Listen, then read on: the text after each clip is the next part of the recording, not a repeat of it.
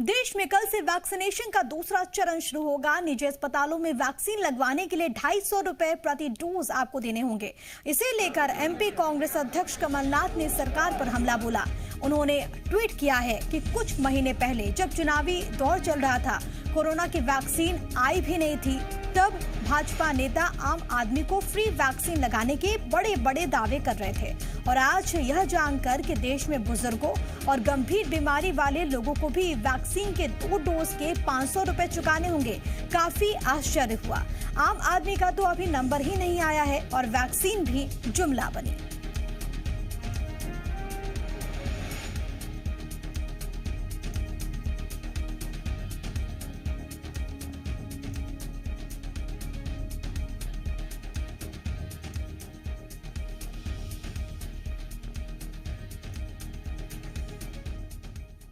तो देश में वैक्सीन की कीमत को लेकर एमपी में सियासत काफी तेज है। एक और कमलनाथ के ट्वीट पर बीजेपी नेता हितेश वाजपेयी ने पलटवार करते हुए कहा कि सरकारी स्तर पर वैक्सीन मुफ्त मिल रही है। उन्होंने कांग्रेस पर गरीबों के पोषण आहार में घोटाले करने का आरोप लगा दिया। इस पर कांग्रेस नेता के मिश्रा ने हमला बोला। उन्होंने कहा कि हितेश वाजपेयी का इशारा सीएम शिवराज सिंह की ओर है। उन्हीं के कार्यकाल में पोषण आहार घोटाला हुआ था।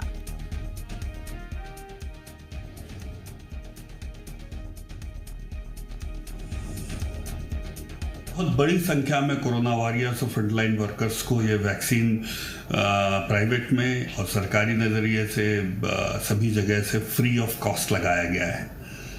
आज शासकीय स्तर पर यह वैक्सीन फ्रीली अवेलेबल है और प्राइवेट में इसकी एक कीमत रखी गई है। तो कांग्रेस को आगे आना चाहिए। साहब, आप इतने बड़े उद्योगपति हों तो आप घोषणा करिए कि 1 लाख वैक्सीन हम भी जाएंगे, लगाएंगे। लोग आप केवल खाने के लिए पैदा हुए हैं क्या? पोषण आहार का गरीबों का पैसा खा गए आप, और अब आप मोदी जी पर प्रश्न चिन्ह उठा रहे हैं।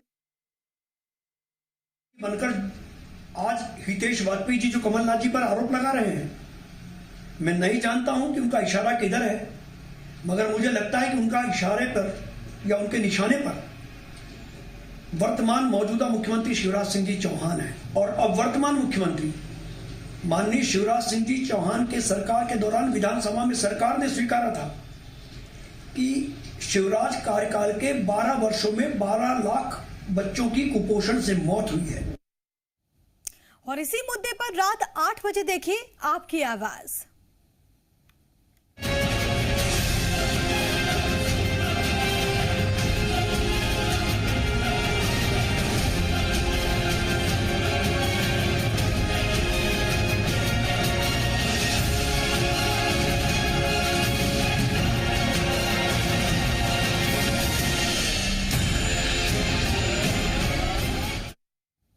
फिलहाल खबरों में आगे बढ़ेंगे। सीएम शिवराज सिंह बंगाल के दौरे पर हैं, जहां पर वो विधानसभा चुनाव के लिए पार्टी का प्रचार कर रहे हैं। हावड़ा में सीएम शिवराज सिंह बीजेपी की परिवर्तन रैली में शामिल हुए। साथ ही साथ सीएम शिवराज सिंह ने हावड़ा में पार्टी के लिए समर्थन जुटाने के लिए रोड शो भी किया।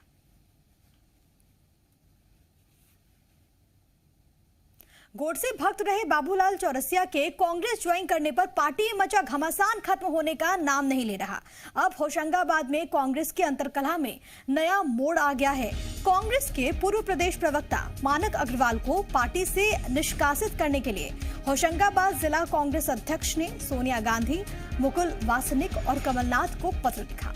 जिला अध्यक्ष ने मानक अग्रवाल पर कई गंभीर आरोप लगाए और उन्हें बीजेपी का एजेंट बताया। बताते चले आपको कि बाबूलाल चौरसिया को कांग्रेस में शामिल कराने पर कांग्रेस नेता मानक अग्रवाल ने ट्वीट करते हुए पूर्व मुख्यमंत्री कमलनाथ पर ही निशाना साधा।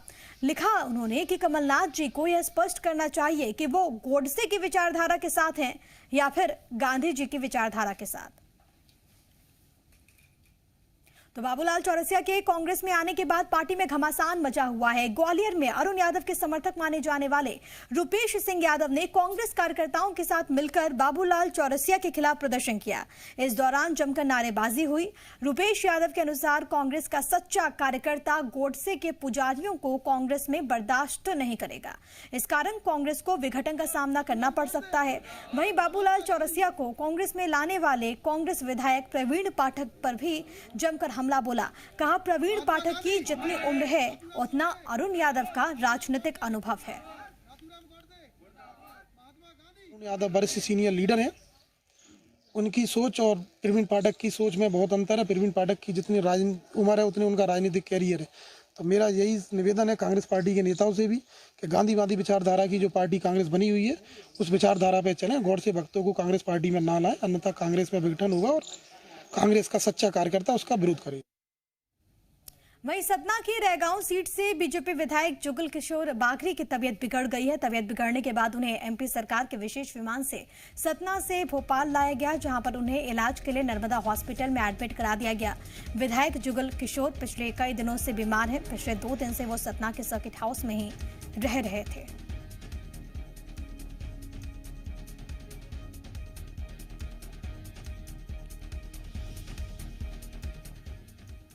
इधर सतना पहुंचे एमपी के कृषि मंत्री कमल पटेल ने राहुल गांधी और कमलनाथ को लेकर विवादित बयान दे दिया। मंत्री कमल पटेल ने कहा कि कमलनाथ तो मध्य प्रदेश के लिए कलंकनाथ था और इसने कांग्रेस को भी डुबा दिया। कमल पटेल ने राहुल गांधी और कांग्रेस पर हमला करते हुए कहा कि ये कहकर मुकर जाते हैं। इस दौरान कमल पटेल की जुबान ऐसी फिसली कि वो शब्दों की मर्यादा भी भूल गए। आगे बोलते हुए उन्होंने कहा कि कांग्रेस एक ऐसा पेड़ है जिसके अधिकांश फल पक चुके हैं और टपक कर बीजेपी की झोली में गिर रहे हैं। कमलनाथ तो कलंकनाथ था मध्य प्रदेश के लिए और कांग्रेस को भी डुबा दिया। ये कहा था राहुल गांधी ने कि 10 दिन के अंदर किसानों का कर्जा माफ नहीं किया तो मुख्यमंत्री बदल दूंगा।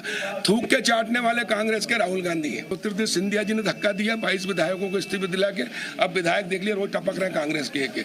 आम पेड़ पक जाता ना, फल टपकते ना, कांग्रेस बूढ़ी हो गई, पक गई है, फटाफट टपक रहा है और भारतीय जनता पार्टी में शामिल हो रहे हैं, क्योंकि भारतीय जनता पार्टी का कमल का फूल खिल रहा है। कमल का फूल खुशहाली, समृद्धि और विकास का प्रतीक है।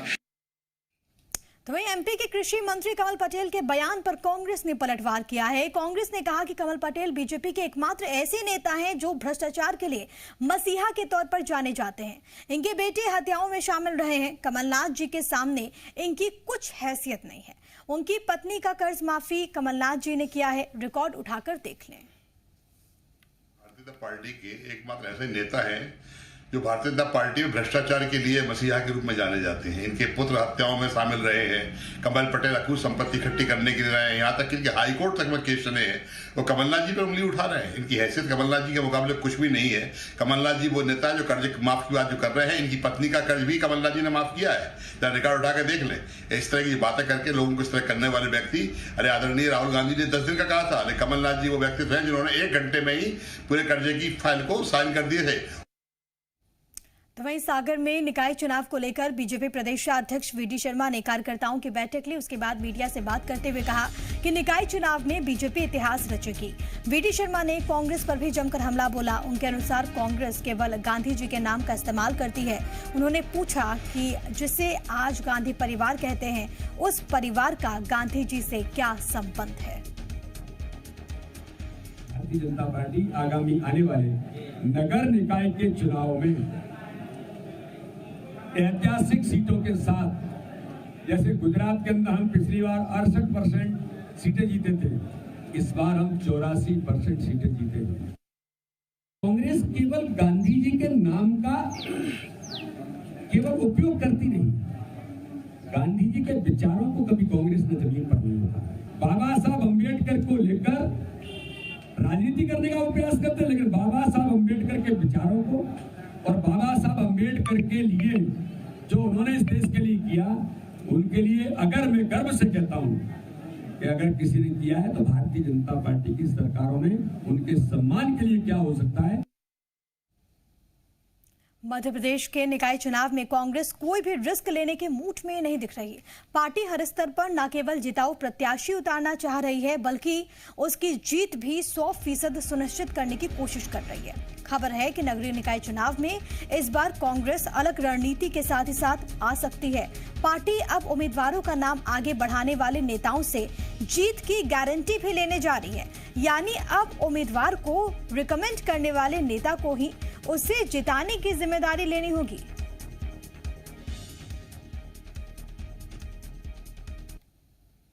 है सारी जगह पर हमारे प्रभारी गए हुए हैं। प्रभारी जो है एक विनिंग कैंडिडेट और जिनकी निष्ठा है, एक निष्ठा है कांग्रेस के अंदर, ऐसे लोगों की तलाश कर रही है और उसके आधार पर टिकट दिए जाएंगे।